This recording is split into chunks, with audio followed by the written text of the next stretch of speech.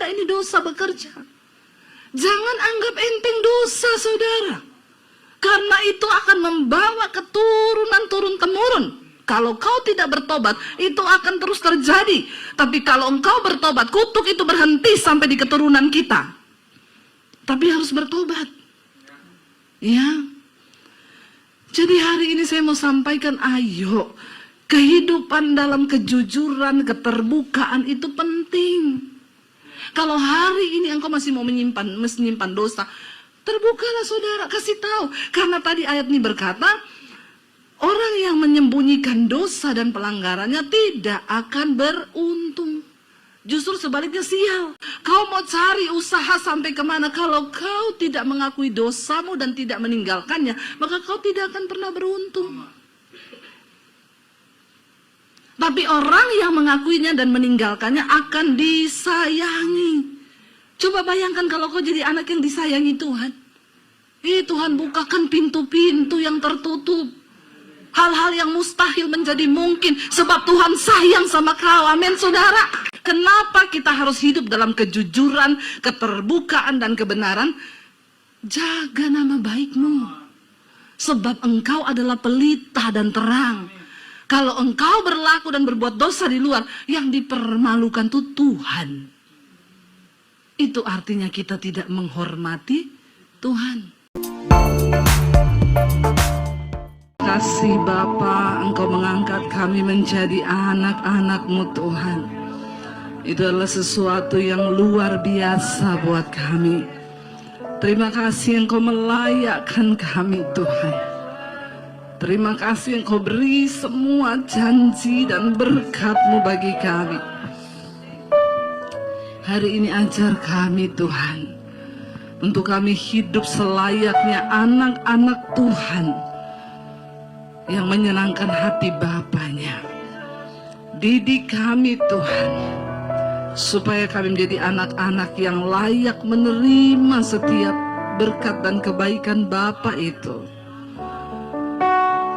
Jadikan kami suratan Kristus yang terbuka, yang dapat dibaca oleh semua orang.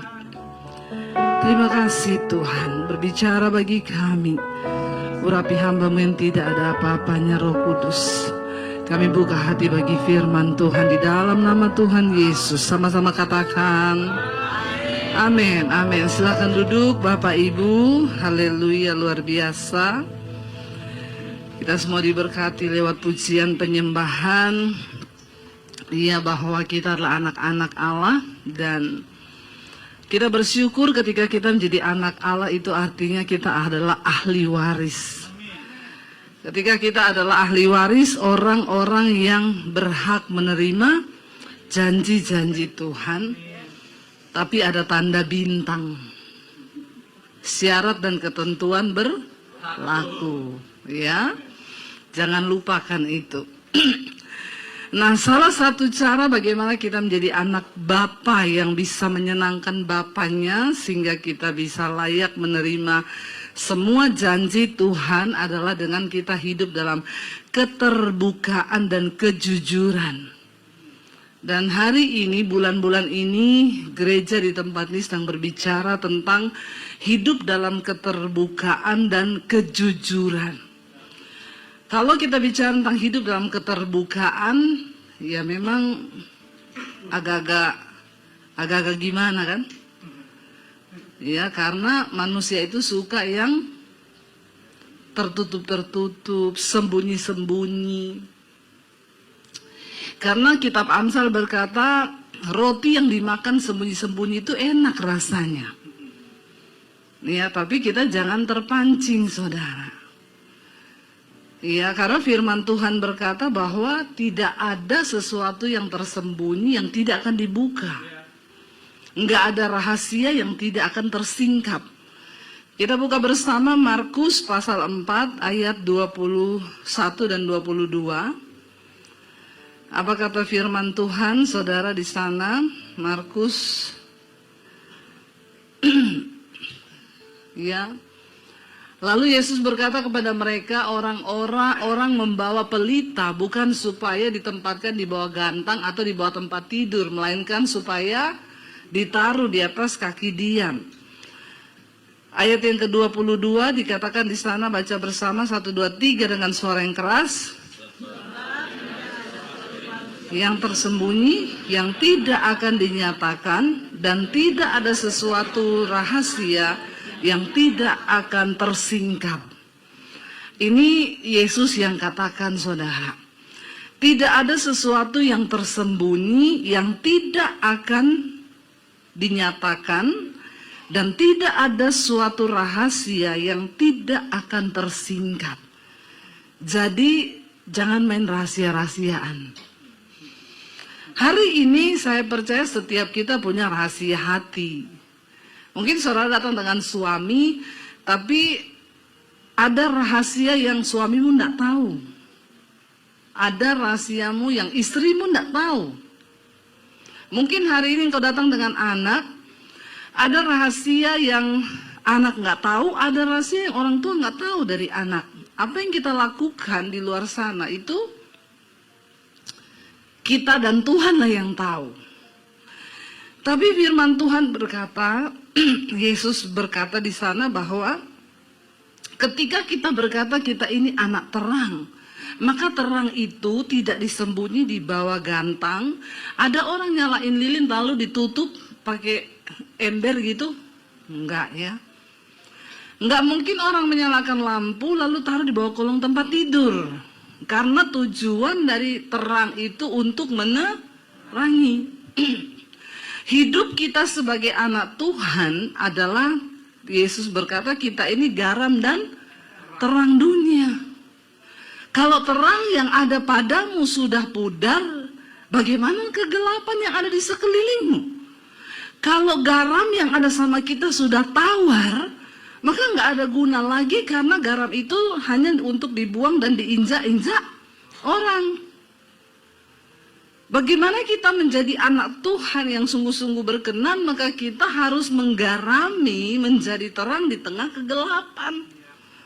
Salah satu caranya kita hidup dalam keterbukaan dengan Tuhan, dengan sesama, dan juga hidup dalam kejujuran. Tapi terbuka itu memang tidak enak, saudara. Tapi harus, kalau kita mau hidup damai sejahtera dan diberkati Tuhan. Banyak pernikahan yang akhirnya hancur karena setelah menikah sekian tahun, baru ketahuan. Ternyata istri saya ini dulu masa lalunya begini, suami saya dulu masa lalunya begini, lalu terjadi perang di situ. Ya makanya sebelum menikah kita introspeksi diri, kita cerita ya, supaya tidak ada sandiwara di antara kita. Waktu saya jadian dengan suami saya, saudara, dia menyatakan cinta kepada saya. Dan ya nomor satu yang saya cerita sama dia, kamu yakin mau jadikan saya istri? Saya ini punya banyak masa lalu yang kelam. Saya tidak mau menyembunyikan, saya harus cerita sama kamu. Saya cerita dari A sampai Z, saudara. Ya, dan satu jawaban suami saya yang bikin saya kelepek-kelepek. Mau tahu? Atau mau tahu banget? Kasih tahu nggak ya? Ya, lalu suami saya tuh bilang begini, saudara. Ubur-ubur ikan lele. Apa sih? Ya, tetap bersyukur, Le. Jadi waktu itu suami saya bilang gini, ketika saya cerita semua masa lalu saya yang gelap, dia bilang, kalau Tuhan Yesus saja mau mati untuk semua dosamu, siapa saya? Sedap nggak? Sedap, saudara. Dan itu yang bikin akhirnya saya menerima dia. Jadi dalam hidup saya ini, yang paling tahu saya nomor satu Tuhan, yang kedua diri saya sendiri, yang ketiga suami saya. Tidak ada orang lain yang lebih tahu saya selain Tuhan dan suami saya. Nah ketika kita sudah hidup begitu kan enak, saudara. Kita berumah tangga tidak ada intimidasi, nggak ada ribut, nggak ada apa, karena semua sudah saling terbuka. Karena keterbukaan awal dari ketahuan. Ya, ketahuan dulu, jangan pemulihan dulu ya. Kalau nggak ketahuan kan nggak bisa dipulihkan toh. Yesus datang untuk orang sakit, makanya Tuhan bilang bukan orang sehat yang butuh dokter, tapi orang sakit. Persoalannya banyak orang ngaku sehat, padahal saya tadi hampir nggak jadi kesini, saudara. Pagi-pagi mau berangkat, aduh badan saya sakit semua, mungkin karena saya keliling-keliling ya. Pelayanan terus, 10 hari pelayanan di Australia, sampai ke Adelaide, pulang langsung nginep semalam, besok subuh sudah ke bandara lagi, seminar di Singapura 3 hari, pulang cuma nginep semalam, terbang ke Surabaya, habis pelayanan minggu, Senin saya ke sekolah misi di Bandungan, ngajar seminggu di sana. Jadi pulang ya ternyata saya masih manusia. Badan saya sakit semua, lalu saya bilang sama suami saya, kalau saya batalkan pelayanan ini gimana ya? Saya sudah membayangkan wajahnya Pak Gem. Ya, jadi saya cuma bilang Tuhan kasih saya kekuatan karena badan saya ini rasanya, aduh kayak patah-patah semua, tulangnya sendi-sendi sakit semua. Saya merasa sakit. Nah karena saya merasa sakit, saya doping vitamin. Ya saya minum susu beruang itu ampuh sekali saudara. Karena namanya susu beruang, isinya susu sapi. Yang minum orang. Tuh gambarnya naga. Ini susu paling ampuh. Ya coba, makanya kalau minum itu langsung cesplang sembuh itu. Susu beruang, gambar naga, isinya susu sapi yang minum orang. Ya, jadi saya minum karena saya merasa sakit. Kalau saya merasa tidak sakit, ya bisa saya pura-pura sehat aja. Tiba-tiba geblak saudara. Karena tidak ada persiapan, nggak maintenance sendiri diri kita. Tuhan Yesus bilang, hanya orang sakit yang butuh dokter. Masalahnya banyak orang Kristen tidak merasa, dia rasa sehat-sehat aja. Dia ngomong, ya berzina itu biasa, dugem itu biasa, merokok itu biasa, iri hati itu biasa. Apalagi ya kan Tuhan sudah mati buat kita. Jadi dosa kita tuh sudah dianggap lunas di kayu salib. Ya, sampai utangku juga Tuhan yang bayar.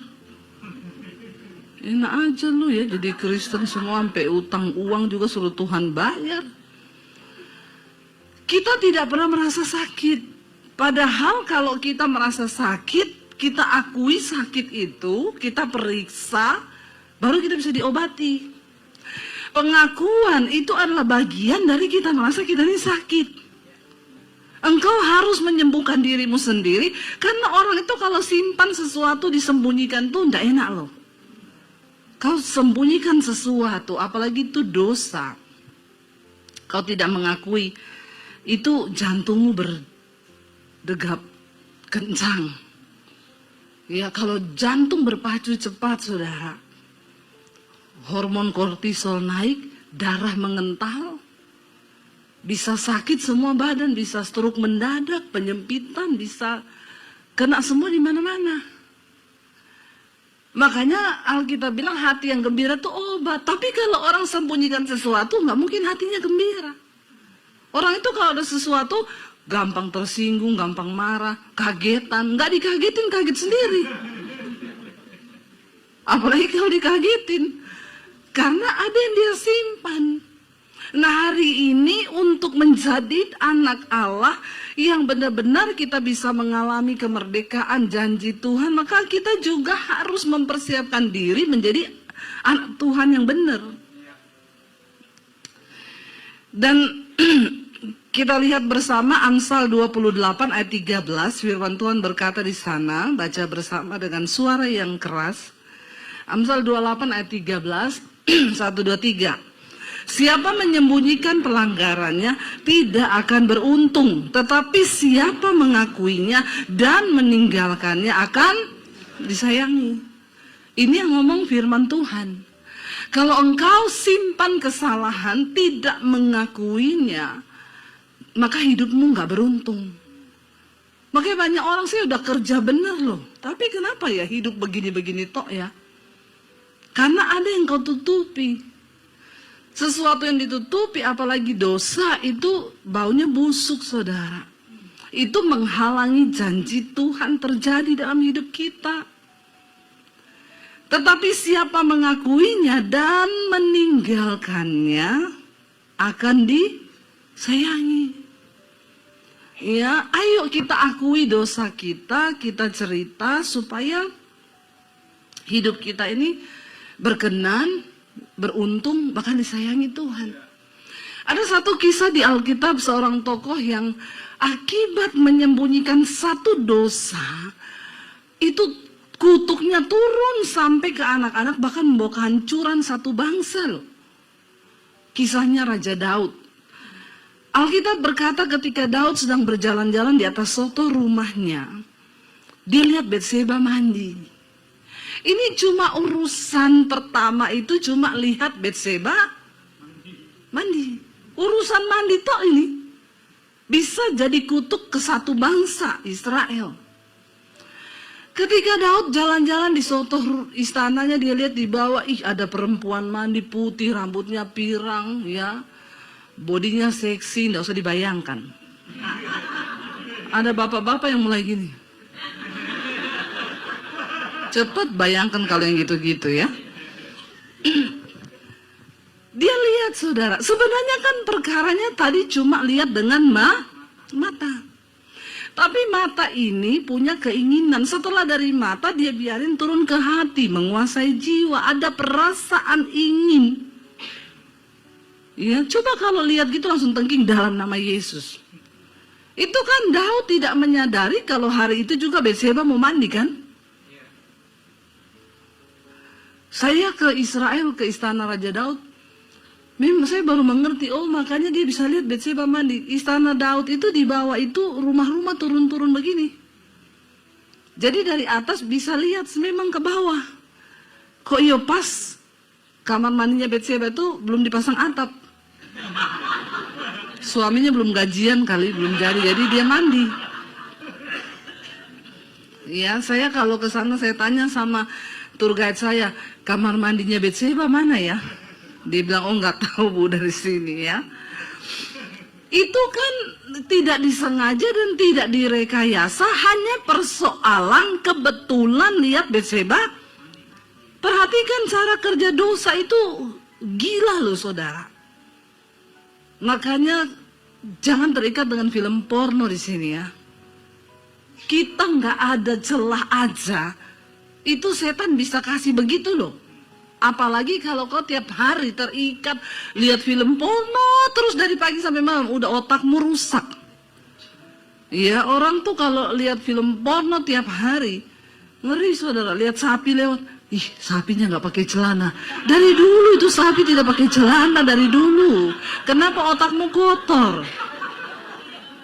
Dari dulu. Tapi karena di sini udah rusak. Lihat kambing itu, kambing telanjang, memang dari dulu. Bayangkan loh, ini yang tidak ada celah loh Daud, cuma pas lihat aja. Tapi Alkitab bilang, lihat, dosa itu mengintip di depan pintu, berusaha untuk membuat engkau terpikat. Bayangkan kalau tiap hari kau nonton film porno, ya sudah, bayangannya aneh-aneh, akhirnya melakukan dosa. Lalu kau bilang, Tuhan Yesus sudah bayar dosa aku, pret banget kau.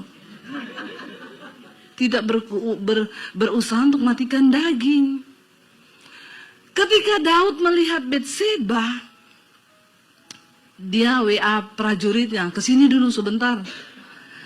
Ya, datang prajuritnya, kamu coba cari tahu. Tadi siang aku tuh lihat ada perempuan mandi, titik koordinatnya di situ, ya. Rambutnya pirang panjang, badannya seksi, kamu cari tahu siapa. Nggak berapa lama prajurit datang, Raja siap. Saya temukan orangnya, namanya Batseba. Dia istri prajuritmu dan sekarang Uria itu suaminya lagi pergi di medan pertempuran. Saudara, ini Daud ya. Coba kalau waktu itu dia langsung telepon Nabi Nathan, konseling ya. Telepon Pak Yosua gitu ya. Pak, saya nih nggak tahu ya, saya sejak lihat tuh perempuan mandi kok saya jadi pengen memiliki ya. Maka didoakan Nabi Nathan kan, dalam nama Yesus segala otak jorok, porno, dalam nama Yesus, tengking kan. Nggak jatuh kan dia.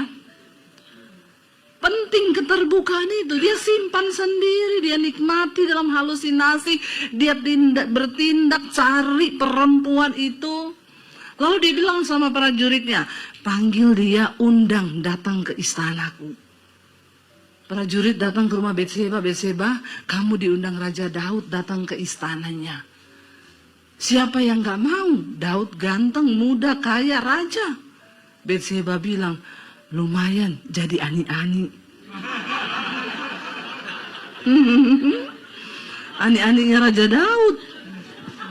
Ya, gila, dapat emas, uang, bukan cuma apartemen, separuh istana. Kan? Pergilah dia, saudara. Dia sudah tahulah pasti kalau raja panggil bakal jadi apa, dia udah tahu kan? Udah tahulah dia. Ketika diundang ke istana, bukan cuma dipajak ketemuan. Hari itu Alkitab berkata, Daud tidur dengan Betseba. Bukan ketiduran. Tapi dia tidur dengan Betseba, melakukan sesuatu dosa. Cuma perkara dari lihat dia mandi, kebayang-bayang panggil, undang, melakukan dosa. Kok iya pas loh, sekali melakukan hubungan, Betseba langsung hamil. Ini Betseba subur sekali juga. Ya, hamil. Langsung datang sama Daud. Aku hamil. Daud sudah melakukan satu dosa. Pasti ada upah. Dosa itu ada upah, saudara. Jangan kau pikir kau melakukan dosa itu nggak ada upahnya ya. Ada upahnya. Ketika hamil, Daud harus cari cara. Bagaimana caranya supaya nggak ada yang tahu, nggak ada yang curiga. Satu-satunya suruh suaminya pulang tidur dengan istrinya, supaya kalau istrinya hamil, suaminya tahu itu yang hamil dia. Daud menyusun rencana jahat karena untuk menutupi satu dosa yang disembunyikan. Dia kirim surat suruh pulang Uria. Uria pulang, diajak makan di istananya. Uria, kamu kan sudah berbulan-bulan di medan pertempuran, pulang tidur dengan istrimu. Kalau bapak-bapak yang jadi Uria, saya tanya bapak-bapak, langsung pulang nggak ke rumah? Ada bapak-bapak di sini? Yang laki-laki deh, yang laki-laki di sini, yang merasa laki-laki saja, yang tulang lunak nggak usah.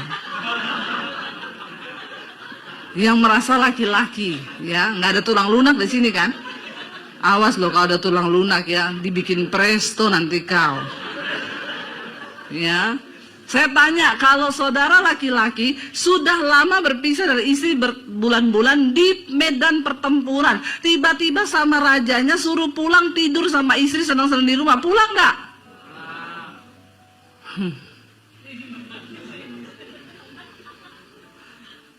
Makanya namamu bukan Uria. Tapi Uria seorang prajurit yang berintegritas. Dia bilang sama Daud gini, Tuanku, teman-temanku lagi di medan pertempuran bertarung nyawa. Tabut Allah sedang ada juga di sana, itu lambang kehadiran Allah. Terus kau suruh pulang senang-senang dengan istriku. Tidak mungkin aku melakukan hal itu. Dia nggak mau pulang tidur dengan istrinya, dia tidur di soto istana Raja Daud. Daud gondok, ini orang ya.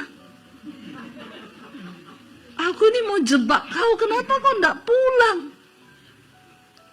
Besok malam Daud bilang, oh aku tahu, kasih mabuk. Daud beli cap tikus. Dikirim dari Manado. Iya toh, cap tikus ini memang ampuh ini cap tikus ini. Daud bilang pasti mabuk, pasti pulang ini. Dikasih minum cap tikus, mabuk Uria. Waktu mabuk Daud bilang pulang. Istrimu kangen sama kamu, tiduri istrimu pulang. Tetap dalam keadaan mabuk pun Uria integritasnya teruji loh. Dalam keadaan mabuk dia bilang, Tuanku Raja, tidak mungkin, karena teman-temanku di sana lagi bertarung nyawa dan tabut Allah yang Maha Kudus sedang ada di medan pertempuran. Aku tidak mungkin pulang dan senang-senang dengan istriku. Itu orang yang paling berintegritas tuh Uria, saudara. Saya bilang gila ini orang punya mabuk pun tetap berintegritas. Ada orang Kristen ngomong sama saya, Bu, saya ini juga walaupun mabuk nyanyi lagu rohani loh. Berintegritas itu, saudara. Saya bilang sama dia, saya curiga kamu ini cuma kalau mabuk nyanyi lagu rohani. Kalau sadar kagak, justru terbalik, mabuk aja kau terus. Biar kau dekat dengan Tuhan. Mungkin kalau mabuk dia dekat sama Tuhan. Karena tidak di alam nyata. Bayangkan loh, Uria tidak mau pulang, mabuk tidak mau pulang. Daud stres. Ini orang sudah saya kasih minum cap tikus, tidak mau pulang. Sudah tak gini, tidak mau pulang. Ya udah, satu-satunya cara harus mati dia, supaya semua masalah beres. Daud tulis surat kematiannya Uria. Uria, kamu bawa surat ini kasih ke panglima perang. Dia tulis sama panglima perang. Sesampainya Uria di tempat di medan pertempuran, taruh dia di posisi paling depan di perang yang paling sengit supaya dia mati terbunuh. Uria tidak sadar kalau dia membawa surat kematiannya. Karena dia prajurit yang berintegritas, dia nggak kepo juga buka itu surat di jalan. Dia bawa aja itu surat, dikasihlah ke panglima perang. Waktu dibaca, langsung dirubah formasinya. Ya sudah, kamu pindah gini-gini, Uria kamu paling depan. Padahal Uria ini bukan prajurit yang di bagian menyerang paling depan. Dia nggak punya keahlian itu, tapi Daud tahu. Akhirnya saudara, Uria ditaruh di pertempuran yang paling sengit di bagian depan. Waktu musuh menyerang, Uria dipanah mati di situ. Lalu panglimanya kirim surat ke Daud, Uria sudah mati di medan pertempuran. Daud begini, yes, aman, semua dosaku sudah tertutupi.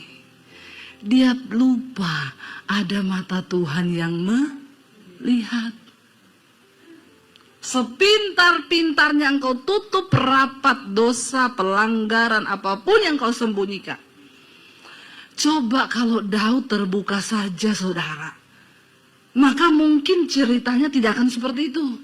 Ingat ya, semua kesalahan-kesalahan manusia, tokoh-tokoh di Alkitab, ditulis di Alkitab supaya kita belajar, bukan untuk kau ulangi. Lalu kalau melakukan dosa terus gini, itu Daud juga gitu kok, makanya aku juga gitu. Pret lu. Ya, baca itu Alkitab dan renungkan supaya kita tidak melakukan kesalahan yang sama. Itu ditulis supaya jadi pelajaran bahwa akibat cuma lihat Betseba mandi berdampak sampai ke nasib satu bangsa. Saudara, coba kalau ceritanya Daud panggil Uria datang. Dia doa puasa dulu, mungkin Tuhan beri aku keberanian, aku mau jujur sama Uria. Lo kan lain ceritanya kan. Saya mau tanya, kira-kira Uria ini prajurit, dia tahu ini Raja Daud.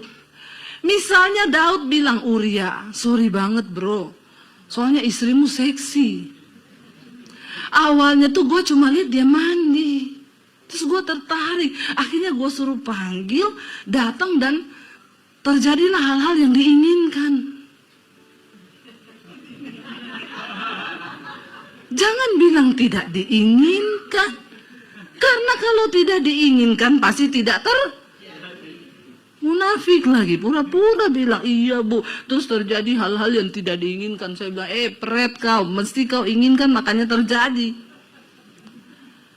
Kan bisa dia bilang terus Uria, aku salah besar dan aku berdosa, istrimu tak panggil ke istana. Ini bukan salah istrimu tapi salahku. Aku raja. Sekarang istrimu tuh hamil. Sorry banget Uria, aku minta maaf. Saudara, kira-kira Uria terima nggak? Dia cuma prajurit, dia tahu kalau dia lawan raja hukumannya mati. Ya pasti Uria akan ngomong, oh gitu ya raja, menyakitkan sih.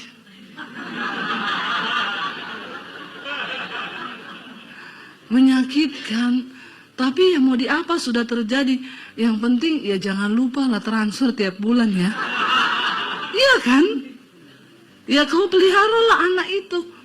Atau kau mau ambil enggak istriku jadi selirmu. Bebas raja, waktu itu siapa saja perempuan yang dia mau ambil dia bisa ambil.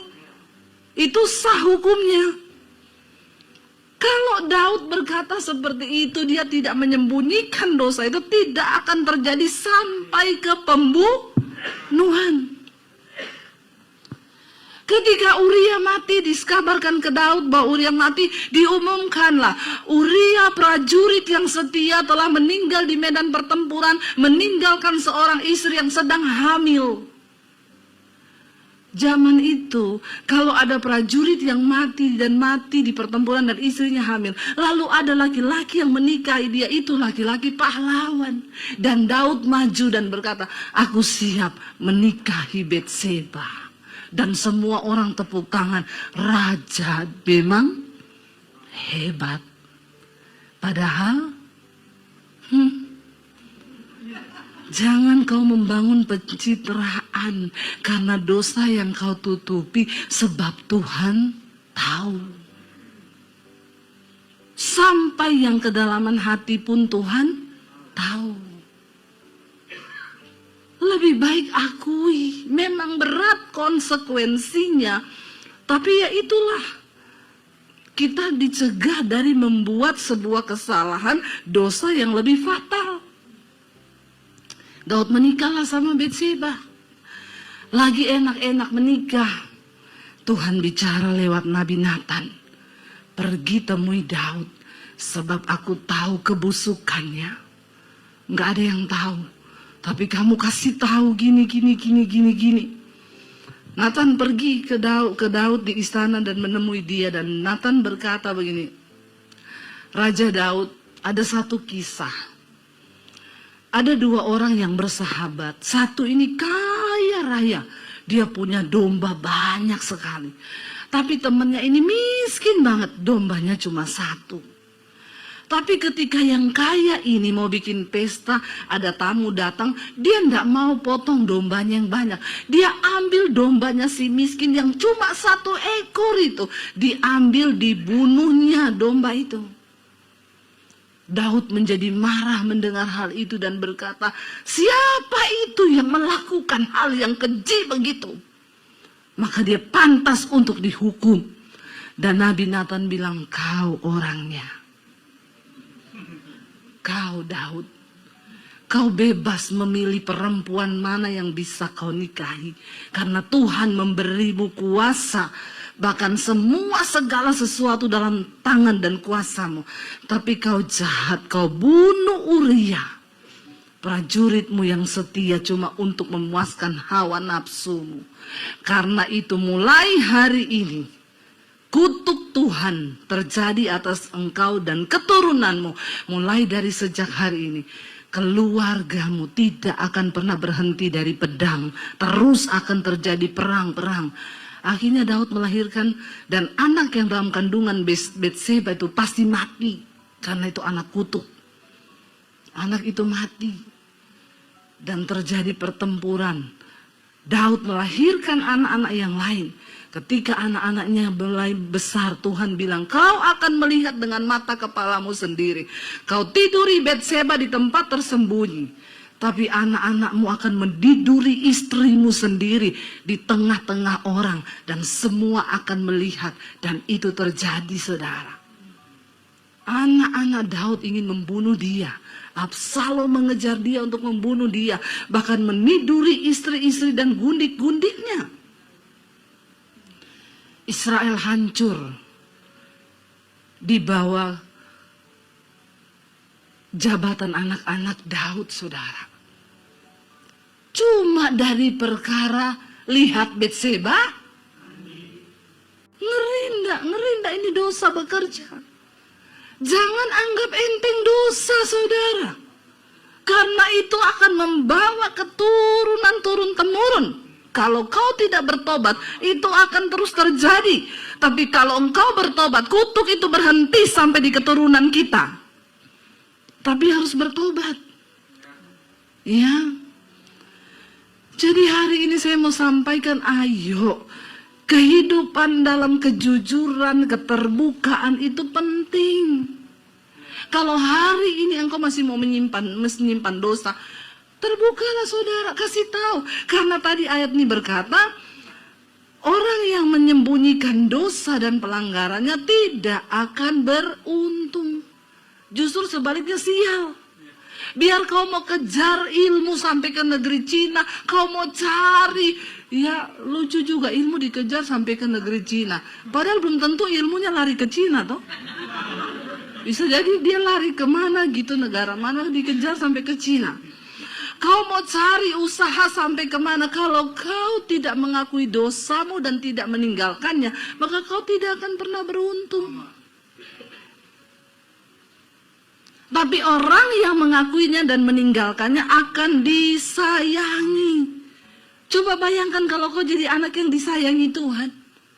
Tuhan bukakan pintu-pintu yang tertutup. Hal-hal yang mustahil menjadi mungkin sebab Tuhan sayang sama kau. Amin, saudara. Ya, baru kita bisa nyanyi tadi, I am a child of God. Jangan sampai kita sudah pede, I am a child of God. Tuhan bilang pret. Ya, ayo kita bertobat, kita kejar perkenanan Tuhan.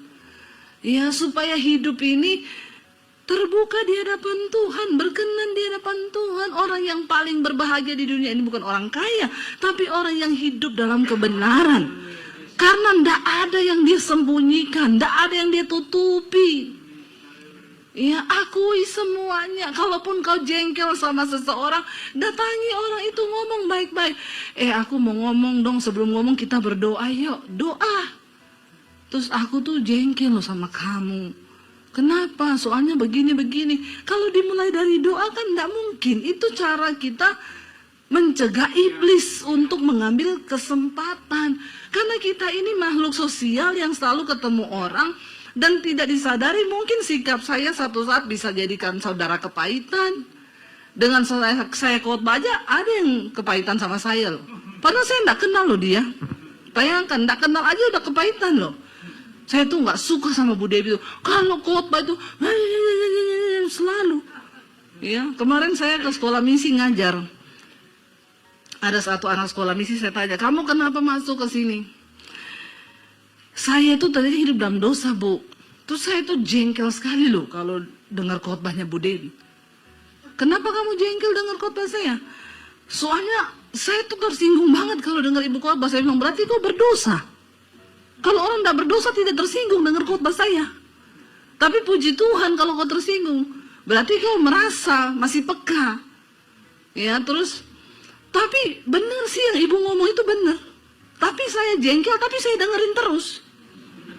Oh, puji Tuhan, Pak. Akhirnya saya bertobat, Bu. Saya nangis sama Tuhan. Lalu saya menyerahkan diri untuk masuk ke sekolah misi ini. Ya, saya bilang puji Tuhan loh ya. Jadi saudara, kita ini bertemu dengan banyak orang. Kadang kita jengkel, kita marah, omongin aja. Sama suami istri juga begitu. Daripada kamu diem-dieman, simpan sakit hati, Tuhan tidak berkati rumah tanggamu, jauh dari ini, mending ngakui. Ya, saya kalau jengkel sama suami, saya ngomong, aku tadi jengkel loh, kamu tuh ngomong begini-begini. Terus dia bilang, oh tadi kamu jengkel tuh. Orang Solo tuh. Ya, tapi sudah selesai, nggak ada macam-macam gitu. Jadi enak kalau kita hidup dalam keterbukaan. Tapi dosa yang disembunyikan, ditutupi itu pasti akan membawa dampak buruk dalam hidup kita. Saya tutup dengan satu kesaksian, saudara. Satu kali suami saya kehilangan kredit card. Baru sadar itu hari Senin. Lalu saya telepon ke banknya, Mbak, saya mau lapor kredit card suami saya hilang, atas nama siapa ini. Hilangnya kapan, Bu? Saya baru tahu hari Senin ini. Sebentar saya buka, ya dibuka. Oh, ini hari Minggu ada pembelanjaan sekian juta di mall ini, terus sekian puluh juta di supermarket ini. Oh, lah Mbak, tapi kan itu bukan kita yang pakai. Ya Bang, nggak mau tahu, Ibu harus tetap bayar karena itu atas namanya suami Ibu. Akhirnya saya telepon ke kantor asuransi karena saya tahu hari Jumat kredit card itu difotokopi di satu perusahaan asuransi untuk kebutuhan di auto debit setiap bulan. Saya tanya, Mbak, kemarin itu kan suami saya fotokopi kredit card, ketinggalan nggak ya kredit cardnya? Oh enggak, Bu, saya sudah balikin sama Bapak sendiri yang terima kok. Ya, oh jadi bener, Mbak ya yakin, soalnya ini hilang. Oh tapi sudah. Oh yaudah, makasih ya Mbak. Akhirnya saya pergi ke mall itu, saudara. Saya lihat, oh ini belanjanya di mall itu. Ya, jiwa detektif saya meronta-ronta. Memang wanita-wanita itu dia punya jiwa detektif. Terutama ibu-ibu. Jadi bapak-bapak berhati-hatilah. Ya, istri-istri itu lebih jago daripada detektif manapun. Lalu saya pergi ke mall itu, saya ketemu ya di tim kantornya, manajemennya. Saya mau minta izin, Pak, saya mau lihat CCTV karena saya kehilangan kredit card dan ini puluhan juta. Itu hari Minggu kemarin dipakai di mall ini. Boleh nggak saya lihat tayangannya? Di kasir nomor berapa, jam 2 siang, kemarin Minggu pembelanjaannya sekian. Oh maaf Bu, karena ini sifatnya privacy sekali, kami tidak bisa kasih Ibu masuk ke dalam. Oh kalau gitu saya bawa polisi ke sini. Ibu jangan bawa polisi ke sini. Kita bicara baik-baik Bu. Jadi gimana? Saya ini kan, kalau kecuali Bapak mau bayar nih kredit card. Enggak, gini aja Ibu tanda tangan surat, nanti kami perbolehkan Ibu masuk.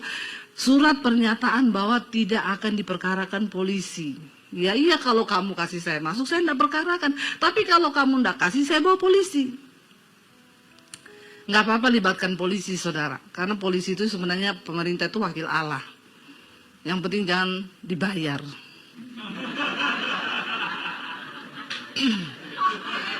Amin ya, kita berdoa. Polisi-polisi Indonesia ini baik-baik, saudara. Masih ada juga yang baik-baik. Kita doakan ya. Polisi tidur. Terus kamu kenapa? Belum selesai loh. Terus saudara,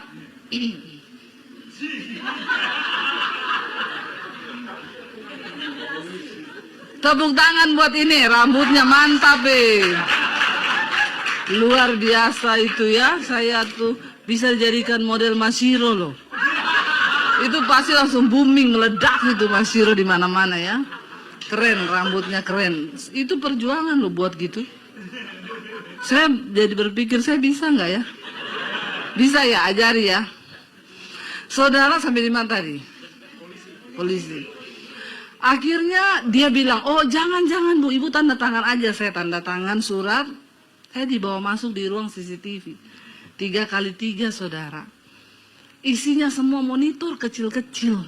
Bu, pembelanjaan jam 2 siang dengan total segitu ada di kasir nomor 7. Ini orangnya. Saya lihat, itu sekretarisnya di perusahaan asuransi.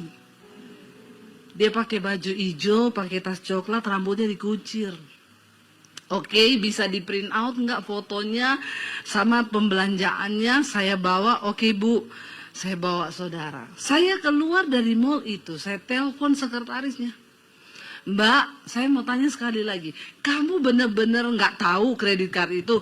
Ya ampun Bu, demi Allah. ada orang-orang berani bersumpah membawa nama Tuhan demi menyembunyikan dosa. Dalam hati saya, kalau Tuhan saja dia sudah tidak takut, ya apalagi cuma kita. Oke Mbak, kalau gitu benar kamu nggak tahu. Iya Bu, berarti Ibu jangan menuduh saya loh. Ya, saya enggak menuduh. Besok jam 9 kita ketemu di kantormu sama bosmu, semua direksinya saya mau ketemu. Saya telepon bosnya teman saya. Bu, saya sudah tahu yang curi kredit card saya. Besok kita ketemu karena saya sudah punya bukti ya di kantornya Ibu. Siapa? Jadi Bu Dewi tuduh sekretaris saya. Bu, itu sekretaris saya puluhan tahun kerja di saya. Dia pegang semua kredit card saya. Selama ini aman-aman aja. Besok kita ketemu jam 9. Ketemu dengan semua direksinya saudara. Mbaknya dipanggil di tengah-tengah. Saya bilang, Mbak, sekali lagi saya mau tanya. Kamu tahu nggak persoalan kredit card suami saya? Demi Allah. Masih bersumpah. Langsung saya buka saudara, ini loh Mbak. Jam 2 siang hari Minggu kemarin kamu belanja ini sekian juta. Lalu jam 3 sore kamu turun ke bawah di supermarket. Kamu beli lemari. Semua pembelanjaanmu sekian puluh juta diantar ke rumahmu. Ini bonnya, ini alamat rumahmu, bener nggak? Ini fotomu pakai baju hijau, tas coklat. Langsung dia nangis di situ saudara. Bosnya terkaget-kaget dan ngomong, hah? Jangan-jangan kredit card saya. Nah loh, saya datangi pegawainya ini saudara, saat itu dia dipecat. Saya bilang ini, Mbak, kamu tahu nggak, kemarin saya telepon kamu sore itu, saya sudah pegang semua bukti-bukti ini. Tapi saya mau tunggu niat baikmu. Siapa tahu kamu terbuka cerita sama saya. Maka saya tidak akan perkarakan di kantor. Selesaikan secara berdua. Mungkin kamu cicil atau bagaimana bisa kita bicarakan. Tapi karena saya lihat kamu bersumpah demi nama Tuhanmu dan tidak ada takut-takutnya kau menutupi dosa. Jadi saya perkarakan. Kamu sudah puluhan tahun bekerja di perusahaan ini. Sekarang kamu dipecat. Berapa tahun kemudian kalau kamu ketemu teman-temanmu di mall atau di mana, mereka tidak akan ingat puluhan tahun kebaikanmu kerja di perusahaan ini. Satu yang mereka akan ingat itu dipecat karena curi kredit card. Nama baikmu rusak. Kita nggak punya harta, asal punya nama baik itu modal, karena Alkitab berkata nama baik itu lebih berharga daripada kekayaan besar. Tapi sekalipun kau punya kekayaan, nama baikmu rusak, perlahan akan habis semuanya dan orang nggak bisa percaya kamu. Kenapa kita harus hidup dalam kejujuran, keterbukaan dan kebenaran? Jaga nama baikmu. Sebab engkau adalah pelita dan terang. Kalau engkau berlaku dan berbuat dosa di luar, yang dipermalukan itu Tuhan. Itu artinya kita tidak menghormati Tuhan. Contohnya Daud. Cuma persoalan, dia perang menang terus. Lawan Goliat menang. Lawan Betseba, kelepek-kelepek. Ngeri gak? Lawan Goliat dia pakai segenap kekuatan. Dia bilang, aku percaya Tuhan yang menyertai aku ketika berantem dengan singa beruang. Aku robek mulutnya. Tuhan yang sama akan menyertai aku melawan Goliat ini. Raksasa yang tidak takut Tuhan. Harusnya waktu lihat Betseba mandi, aku percaya Tuhan yang menyertai aku melawan singa dan beruang, dia juga akan menyertai aku melawan Betseba ini. Berat. Terus dia pergi gitu tuh. Bayangkan loh, sekelas Daud mengalahkan singa, beruang, Goliat yang luar biasa besar. Kelepek-kelepek gara-gara Betseba. Bahkan membawa kutuk satu bangsa. Apa yang sedang terjadi saudara? Jangan kau sepelekan dosa. Ayo bertobat. Hidup dalam keterbukaan dan kejujuran. Kalau hari ini kau punya dosa, hubungi Pak Yosua. Amin. Cari hamba Tuhan yang bisa dipercaya. Datanglah kau. Pak Yosua, aku ini masih merokok, Pak. Pengen sih lepas, Pak. Ya, tapi saya sih kalau di gereja pura-pura kudus, Pak. Ngapain kita pura-pura kudus? Mau pencitraan sama manusia. Kalau Tuhan muak lihat kita, ngapain? Ayo kita hidup apa adanya di hadapan Tuhan. Ayo bertobat. Ya, ngomong ke Pak Yosua, Pak, saya ini masih suka dugem, Pak. Dunia gemetar-gemetar. Gimana ya supaya saya bertobat, Pak? Ngomong. Karena keterbukaan awal dari ketahuan. Lalu ketahuan baru bisa dipulihkan. Waktu kita mau sungguh-sungguh, saudara, Tuhan pasti pegang tangan kita. Kita tidak perlu takut akan apapun di hari-hari yang ke depan. Asal engkau hidup menyenangkan Tuhan. Alkitab berkata, Tuhan akan menyatakan perbedaan antara orang-orang yang sungguh-sungguh mengasihi Dia dengan yang tidak. Bangkit berdiri bersama. Terima kasih Tuhan, biar Engkau selidiki setiap kami hari ini. Apakah ada sesuatu yang tidak berkenan di hidup kami? Bawa kami Tuhan untuk selalu menyenangkan Engkau. Kalau masih ada yang kami sembunyikan hari ini, mungkin orang tua nggak tahu, suami nggak tahu, istri nggak tahu. Kami mau datang di hadapan Tuhan. Kami mau berkata hari ini,